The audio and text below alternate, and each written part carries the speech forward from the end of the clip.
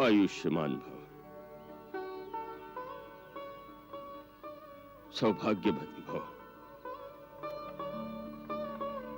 कल्याण भव। आ गए राम, तुम्हारा स्वागत है। महर्षि अत्रि ने तुमसे सत्य कहा था, हम तुम्हारी प्रतीक्षा कर रहे थे। इस धरती पर हमारा समय समाप्त हो गया है, इसलिए देवराज इंद्र हमें सदैव अपने लोक में ले जाने के लिए आए थे। मैंने आपका वार्तालाप सुना है मुनीश्वर। देवताओं के राजा इंद्र के निमंत्रण को ठुकराकर आपने यह सिद्ध कर दिया है कि जब मानव पूर्ण कर्मयोगी और स्वार्थ रहित हो जाए तो उसका स्थान देवताओं से भी ऊंचा हो जाता है। मानव यदि अपना धर्म और मानवीय कर्तव्य पूरा करे तो उसे देवताओं के पीछे भटकने की कोई आवश्यकता नहीं रहती। देवता स्वयं उसके आगे पीछे हाथ बांधे फिरते हैं।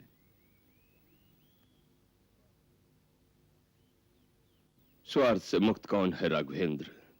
हमें भी स्वार्थ था। हम दिव्य दृष्टि से देख रहे थे, महर्षि अत्रि से मिलकर तुम हमारे पास आ रहे हो। तुम्हारे दर्शन की लालसा में हमने इंद्र के निमंत्रण को तुच्छ समझा। आज तुम्हारे दर्शन पाकर हमारे कई जन्मों के पुण्य सफल हो गए पुरुषोत्तम। भगवान, आप मेरे पिता समान पूज्य हैं और हर पिता अपने पुत्र के स्नेह में ऐसे ही भाव विभोर रहता है। हे राम, जिस प्रकार किसी सदग्रस्त के द्वार पर कोई साधु आ जाए तो उसे कुछ दान देना सदग्रस्त का धर्म होता है, उसी प्रकार जब किसी साधु के द्वार पर कोई सदग्रस्त आ जाए तो उसे आशीर्वाद, आत्मज्ञान की शिक्षा देना साधु का धर्म हो जाता है। किंतु तुम तो स्वयं ज्ञान के भंडार हो राम, हम तुम्हें क्या शिक्षा दे सकेंगे?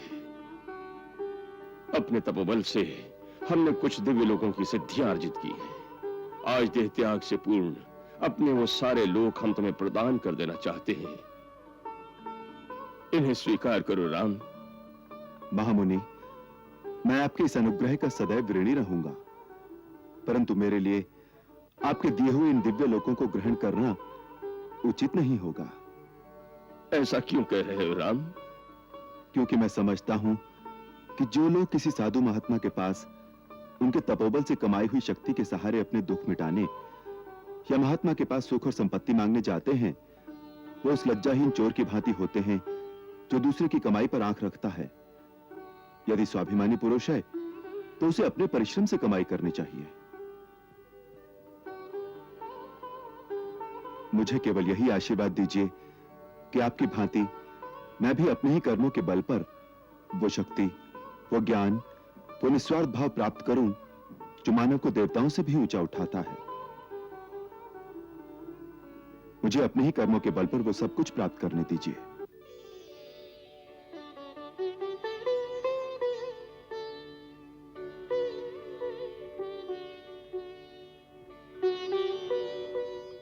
अति सुंदर, तुमने अपनी मर्यादा के अनुकूल वचन कहे हैं राम। तुम इस मानवीय जीवन में अपने कर्म और पराक्रम से मानव इतिहास में मर्यादा का आदर्श स्थापित कर सकोगे, यही हमारा आशीर्वाद है। आओ, हमारा अंतिम प्रणाम स्वीकार करो और हमें अनंत पथ पर जाने की आज्ञा दो।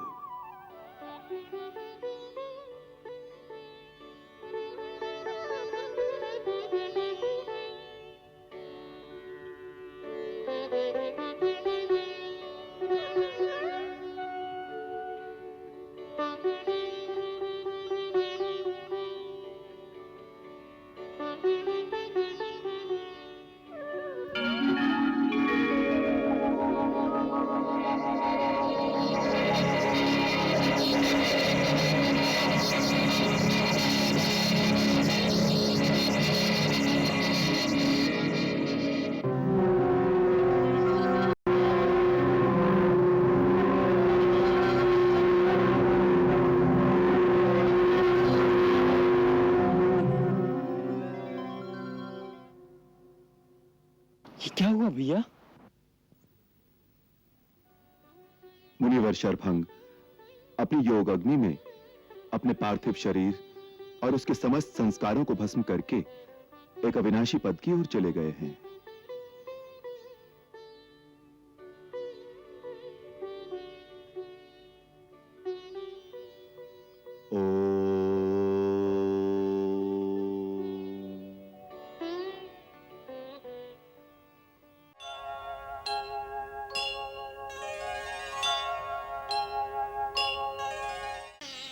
हे राघव, जैसे घायल की गति घायल जानता है, उसी प्रकार मैं आपके पत्नी वियोग का दुख पूरी तरह समझता हूं। मैं भी अग्नि को साक्षी करके वचन देता हूं कि हम फिर से वानर साम्राज्य के अधिपति बने या न बने, परंतु आपकी भार्या देवी सीता पाताल में हो या आकाश में या भूमंडल के किसी कोने में, मेरे वानर उन्हें अवश्य ढूंढ लेंगे। तब तक हम में से कोई भी चैन की नींद नहीं सोएगा। आप केवल एक बार मुझे उसका पता बता दें कि वो राक्षस कहां रहता है। मैं सारे वंश सहित उसका विनाश कर दूंगा। उसने छल से सीता का अपहरण करके न केवल मेरा अपमान किया है, वरन रघुकुल के मेरे पूर्वजों की कीर्ति को धक्का पहुंचाया है।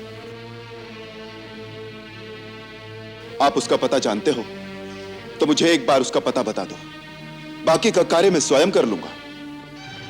हे राघव, उस पापात्मा राक्षस का गुप्त निवास स्थान कहाँ है, उसमें कितनी शक्ति है, उसका पराक्रम और उसका वंश कैसा है, इन सब बातों को मैं सर्वथा नहीं जानता, परंतु मैं वचन देता हूं कि मैं ऐसा यत्न करूंगा जिससे मिथिलेश कुमारी सीता जी आपको अवश्य मिल जाएंगी।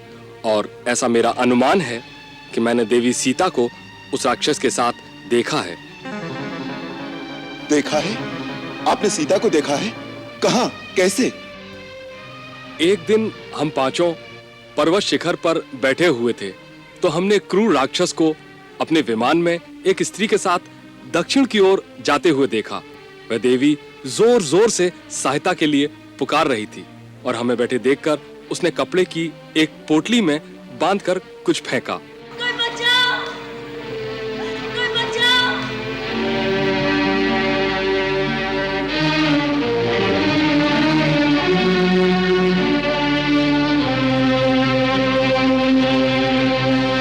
हे वन के वासियों, यदि मेरे पति मुझे ढूंढते यहाँ आए तो उन्हें यह आभूषण दिखा देना और कह देना मुझे रावण उठा कर ले गया है।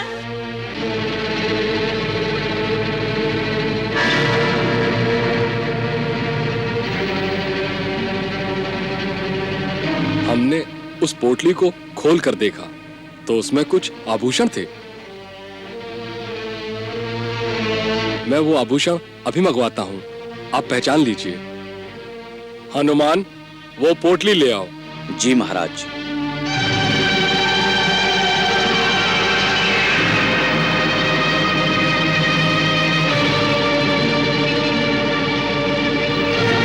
ये देखिए।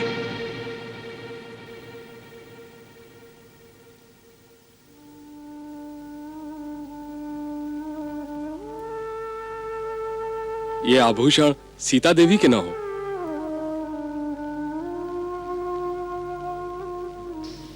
हाँ मित्र, ये सीता के ही आभूषण है। उसने अपनी साड़ी से इतना पल्लू फाड़कर उसमें आभूषण बांधकर फेंके हैं जिससे मुझे उसके मार्ग का पता लगे।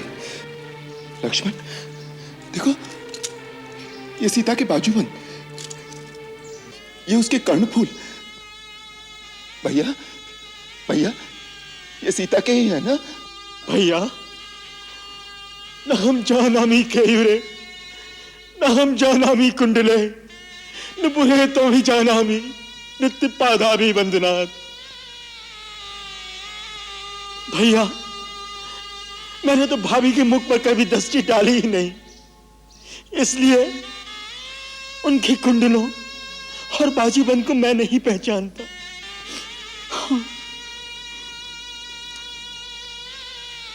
प्रतिदिन उनके चरणों पर वंदना करने के कारण मैं उनके नुपुरों को पहचानता हूं। ये निश्चय ही वही नुपुर है जो मेरी भाभी के चरणों की शोभा बढ़ाते थे। हाँ लक्ष्मण,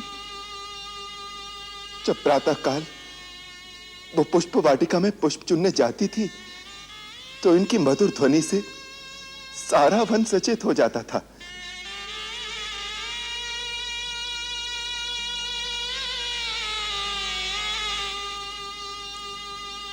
इस आंचल से उसने कई बार मेरे चरण पोंछे हैं।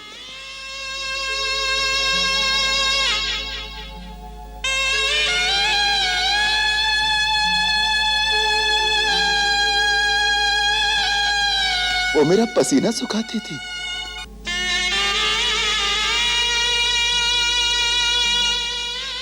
कभी कभी उससे पंखा करती थी।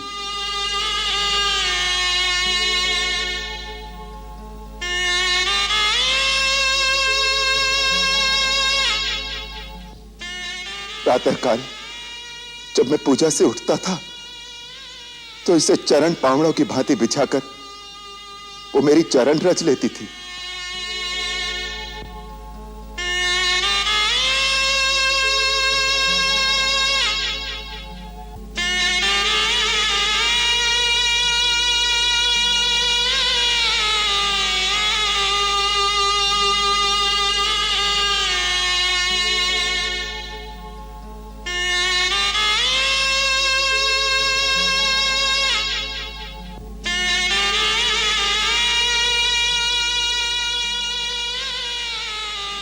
लक्ष्मण, और आज इसी आंचल को उसने अपना दूत बनाकर अपने दुख की कथा सुनाने के लिए मेरे पास भेजा है।